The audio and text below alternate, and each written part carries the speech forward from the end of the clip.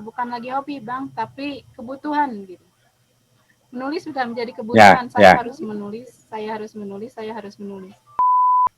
Ya, kalau saya pribadi sih mulai tertarik itu ketika banyak saya membaca karya-karya orang.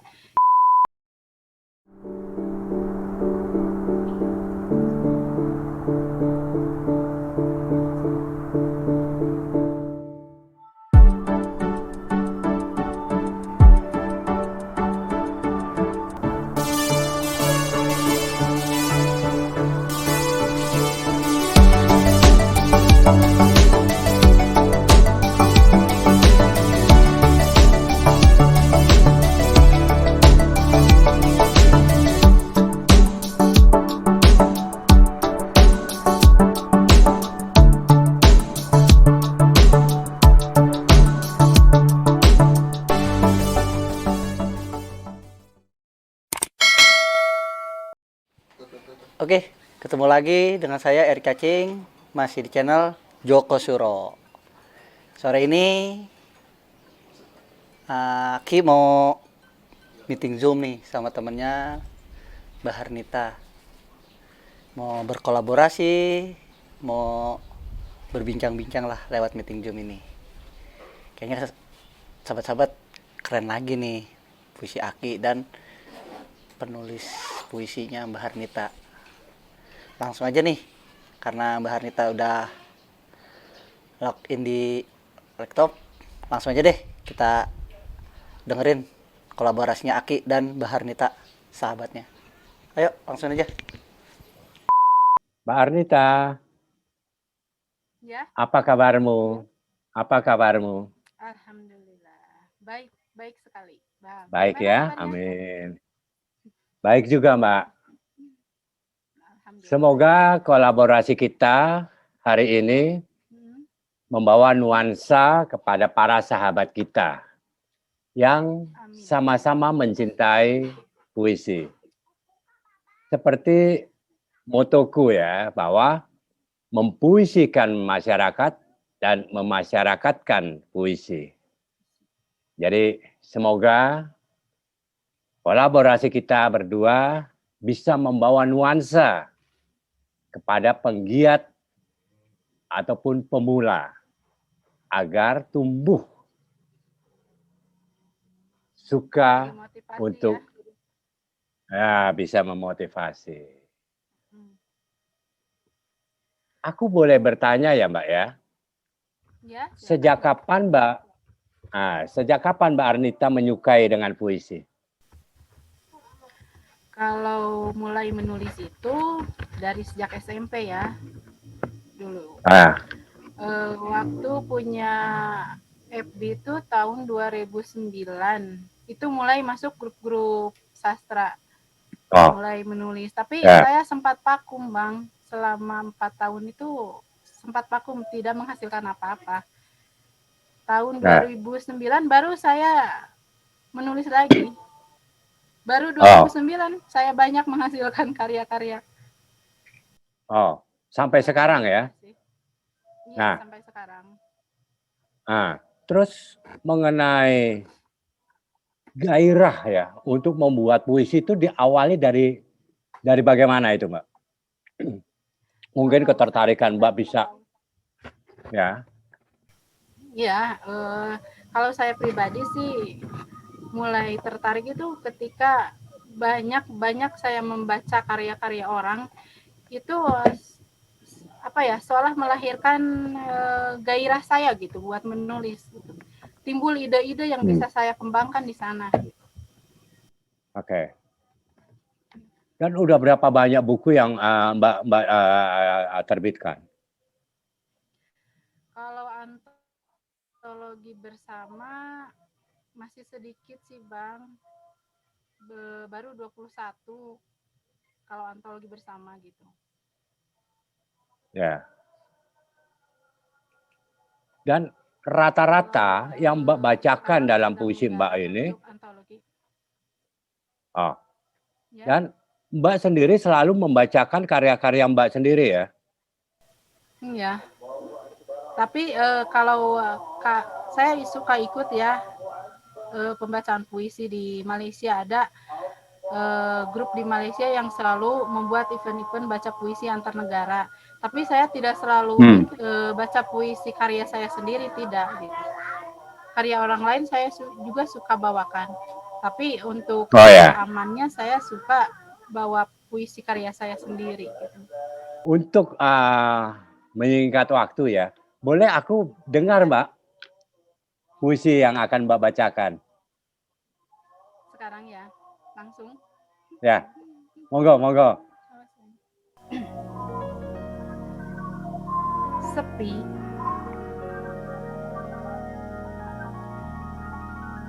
Wajah-wajah penuh cemas tergambar di tepian jendela.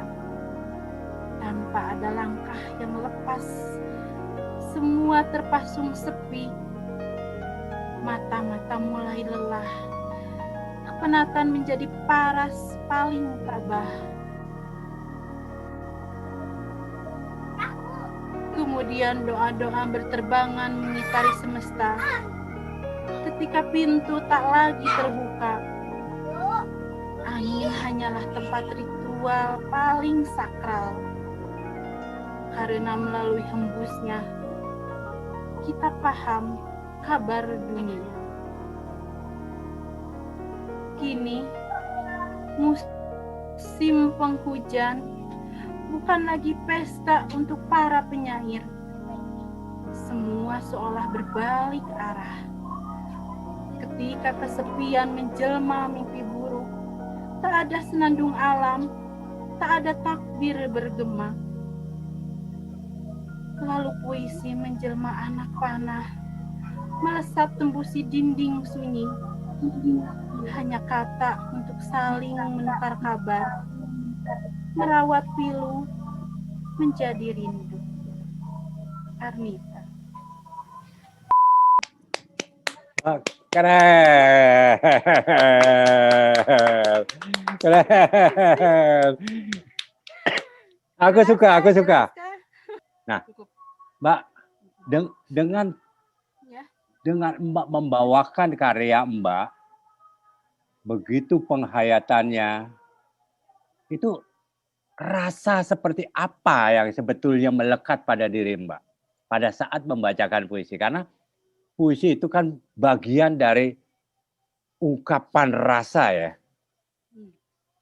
Nah, seperti apa Mbak pada saat ketika saya membacakan puisi, saya berpikir bahwa puisi itu adalah sebuah pesan. Jadi saya harus bukan saya ya yang tampil, tapi puisi itu yang mewakili perasaan saya gitu, Bang. Nah, itulah yang membuat bisa saya untuk berusaha untuk sepenuhnya bisa menyatukan ruh saya dengan puisi saya berusaha semaksimal mungkin. Tapi mungkin emang belum maksimal, tapi saya berusaha gitu, Bang. Luar biasa. Karena memang dengan puisi itu bagian dari penyampaian jiwa ya. Apa yang kita suarakan lewat puisi, terlebih kita bisa menghayatinya, bahagia sekali kita rasanya. Karena ada suatu kenikmatan. Ada sebuah kepuasan tersendiri ya. Kepuasan tersendiri. Betul. Nah, di sisi lain, selama Mbak menyukai puisi, entah itu sedang membuat ataupun sedang membacakan, suka nggak mengalami suka dukanya seperti apa? Misalnya tiba-tiba pada saat membaca kok. Iya, ketika saya harus ikut live di FB, saya ikut secara langsung ya itu Bang. Jadi saya ingin menampilkan yang benar-benar luar biasa gitu. Apalagi ketika di luar ruangan gitu. Saya selalu menampilkan dengan alam gitu. Tapi ketika cuaca alam itu emang tidak mendukung, nah itu Bang. Yang kadang membuat tidak maksimal gitu. Ya, ya, ya. Terlebih saat sekarang ya. Saat sekarang cuaca tidak bersahabat. Banyak kejadian-kejadian yang tidak terduga. Ya, itu Iya, mungkin ini bagian juga dari sedang hujan deras. imaji. Ya, Iya. ya betul. Nah, di sisi lain lagi ya, Mbak. Selama Mbak menggeluti puisi,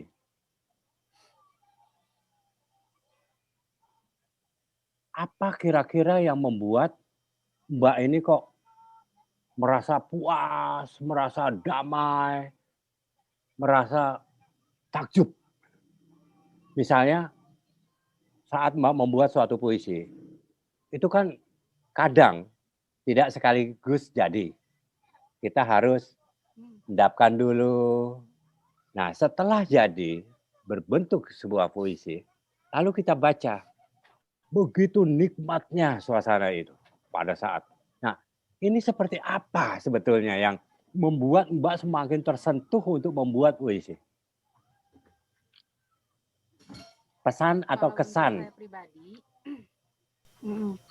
Kalau untuk saya pribadi, ketika saya menulis puisi, sebuah puisi, entah itu tentang kejadian kita, apalagi yang banyak kejadian kita ya, kayak kita kena COVID atau apa, itu sebenarnya sangat membuat kita ini cemas gitu, terpuruk. Nah, ketika kita menyalurkan menjadi sebuah tulisan, ketika apa yang kita cemaskan, apa yang kita takutkan, itu kita tuangkan dalam sebuah tulisan. Saya endapkan dulu untuk beberapa waktu. Ketika saya baca lagi, banyak hal yang memang saya rasakan sendiri gitu. Harus direvisi ulang ya. Sendiri, gitu. Iya, bisa harus direvisi ulang. Bukan dengan kata-kata, justru penyampaiannya itu yang harus tepat, yang harus benar-benar bisa membuat orang itu paham dengan apa yang mau kita sampaikan melalui puisi itu. Gitu. Betul. Terkadang saya juga membuat satu puisi itu bisa sampai berminggu-minggu gitu untuk satu buah puisi. Tapi kalau memang mood saya moodnya lagi enak ya. Saya emang moodnya lagi enak, feel kita lagi enjoy gitu. Saya bisa buat 3 dalam 1 minggu gitu. Makanya kalau ikut antologi, ikut event itu saya selalu buat di awal sebelum deadline gitu. Jadi saya bisa lihat lagi, revisi lagi, lihat lagi, revisi lagi. Nah, itulah. Betul. Sampai sungguh-sungguh matang ya. Betul. Karena puisi itu pada saat kita membuat dan kita publikasikan, dan pada saat kita publikasikan sudah bukan milik kita, tapi milik publik. Nah, disitulah kenikmatannya bahwa ada yang mengkoreksi, ada yang suka, ada yang komen, dan segalanya. Ya, betul itu. Dan ini sudah menjadikan hobi ya, hobi yang tersalurkan untuk Mbak ya. Bisa, itu sekarang kan bukan lagi hobi Bang, tapi kebutuhan gitu. Menulis sudah menjadi kebutuhan. Saya harus menulis, saya harus menulis, saya harus menulis. Gitu ya. Wow, bagus. Suka. Aku dengarnya suka sekali. Nah, aku mau tanya nih, dengan moto yang aku angkat mengenai mempuisikan masyarakat dan memasyarakatkan puisi. Nah, kira-kira seperti apa mengenai pandangan Mbak dengan moto yang aku angkat ini? Menurut pandangan saya bagus ya Bang. Soalnya gini, untuk puisi di kalangan masyarakat sekarang itu nilainya menurun. Untuk di kalangan masyarakat nilainya menurun ya. Sastra itu terkadang dipandangnya sebelah mata Bang. Banyak orang yang berpikir puisi hanyalah pelajaran bahasa Indonesia di waktu sekolah, Hmm. bukan untuk dijadikan seni. Sebagian Suatu orang kebutuhan ya. seperti itu. Iya. Nah, Ya. kita sebagai penggiat seni justru harus benar-benar membuka mata dunia, membuka mata-mata masyarakat bahwa Amin. itu Amin. adalah sebuah nilai sastra yang sangat berharga. Tinggi. Ya, Orang betul. orang kaya, orang terkenal, ya. Orang kaya, orang terkenal, orang yang pintar itu tidak akan ada apa-apa kalau tanpa menulis. Benar kan ya, Bang ya? Ya. Betul sekali. Nah, justru di sini ini adalah bagian dari tanggung jawab kita. Bahwa dengan kita berkolaborasi ini, semoga bisa mendapat suatu nuansa agar kita memberikan gairah kembali kepada para penggiat, pemula, untuk membuat sebuah puisi. Iya, benar. Karena dengan puisi kita bisa bersuara. Pemerintah aja takut kok sama puisi. Iya toh. Puisi bisa melabrak ya. Puisi bisa melabrak. Walaupun hanya para politik juga takut ya terhadap puisi ya. Iya, betul. Senjata pamungkas pujangga loh itu. Iya, benar. Mbak Arnita, ya. Aku juga mau baca puisi. Yang puisi ini ya, monggo, spesial aku buat Mbak Arnita. Oh, terima aku kasih. bacakan ya. Silakan. Kisah berjalan di titian bukan hal yang semestinya. Berlari di ketinggian juga tak pernah terpikirkan. Semakin panjang jalan ditempuh, banyak hal yang dipandang. Begitulah kira-kira. Jika waktu tak akan berhenti, barang sejenak saja. Sebab langkah terus melaju sampai senja menanti di ujung pintu.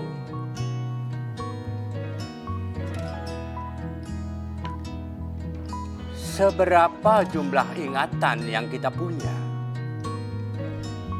Jika maksud selalu menggoda, pagi, siang, serta malam hanya serangkaian bait peristiwa yang selalu terlewati. Karena sesungguhnya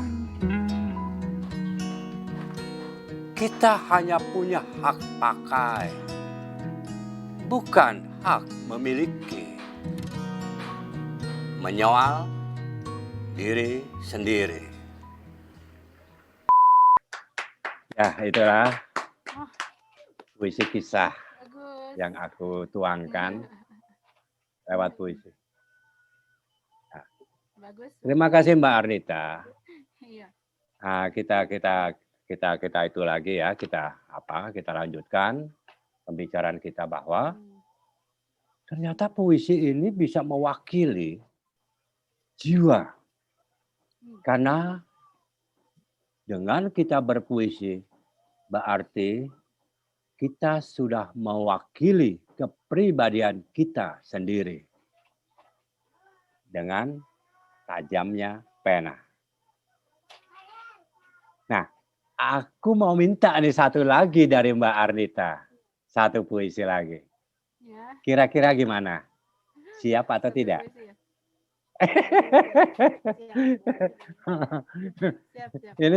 Ini aku nggak nodong loh Mbak. Ya. Tapi aku paksa.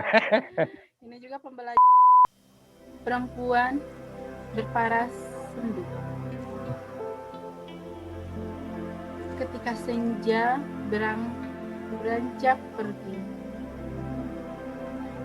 Perempuan memunguti serpihan luka, lalu dikemas menjadi sebuah elegi di dada waktu. Perlahan melipat kenangan dalam genggaman, lantas berlalu tanpa jejak. Perempuan sendu berparas gerimis, melangkah pucat pasi. Terkutuklah jika jiwa terkoyak dengan berabad masa, lalu luka-luka penghias retina tak lagi tereja. Sendiri menyulam sepi, hidung tak lagi khatam dilantunkan. Untuk apa merapal doa-doa yang berterbangan, kalau ujung belati menusuk di ulu hati? Perempuan berparas sendu, menikam waktu dengan khusyuk, mengembala jiwa dengan duka. Terima kasih. Wah, keren. Terima kasih. Berwajah sendu. Berwajah sendu. Perempuan. Bagus sekali, sangat Saya menyentuh. suka sekali ya. Saya suka sekali dengan ketika saya membawa tulisan-tulisan itu bertema perempuan. Saya sangat suka sekali. Karena menurut saya Ya, perempuan itu unik ya. Perempuan itu istimewa. Banyak hal yang Ya. bisa saya angkat dari jiwa seorang perempuan. betul. Ya. Betul. Saya juga sekarang ya sedang membuat antologi tunggal sendiri bertema perempuan. Jadi saya ingin membuat puisi tentang perempuan, semua yang dirasakan oleh perempuan dan semua yang dipikirkan oleh perempuan. Saya ingin menuangkan dalam sebuah buku saya sendiri. Minta doanya aja.